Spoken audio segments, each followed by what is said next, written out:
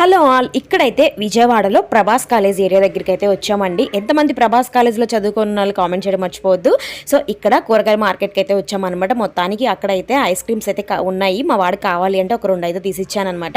ఇక్కడ టమోటాలు వచ్చేసి కేజీ 18 రూపాయలు తీసుకుంటున్నారు. సరే కదా అని చెప్పి ఒక 2 కేజీలు టమోటాలు అయితే తీసుకున్నాను. ఇక అలా కూరగాయల్లో ఈ పనగంటు కూర ఇదైతే బెంగళూరులో అస్సలు ఎప్పుడు దొరకదనమాట. అందుకే ఈ పనగంటు కూర అయితే తీసుకున్నాను అనమాట. ఇక అలాగే వంకాయలు కానీ కాకరకాయలు కానీ ఇవన్నీ కూడా ఇలా ఒక్కొక్కసారి కొంచెం వాడినవి ఇలా డీసీలో పెట్టి 20 రూపాయల లెక్కన అమ్ముతున్నారు. లేదు మనకు మంచిగా కావాలి అనుకుంటే మనకు ఒక్కొక్కటి ఒక్కొక్క రేట్ అనమాట. సో మనకు కొంచెం ఒక వారం 10 రోజులు నిల్వ ఉండాలి కాబట్టి మేము డీసీలో తీసుకోకుండా జస్ట్ డైరెక్ట్గానే తీసేసుకున్నాము. సో ఇక 3-4కే కదా, ఒక ½ కేజీ అలా తీసుకుంటే సరిపోద్దులే అనేసి. ఇవన్నీ కూడా ఫ్రూట్స్ అండి. నాకెందుకో విజయవాడలో వెజిటేబుల్స్ తక్కువ, అలాగే ఫ్రూట్స్ అనేవి కొంచెం రేట్ ఎక్కువగా అనిపించాయి బెంగళూరుతో పోల్చుకుంటే. మాకు కొంచెం బెంగళూరులోనే ఫ్రెష్గా ఉన్న ఫ్రూట్స్ అయితే ఉంటాయేమో అని అనిపించింది అనమాట. బికాజ్ క్లైమేట్ వాళ్ళు కూడా అయి ఉండొచ్చు.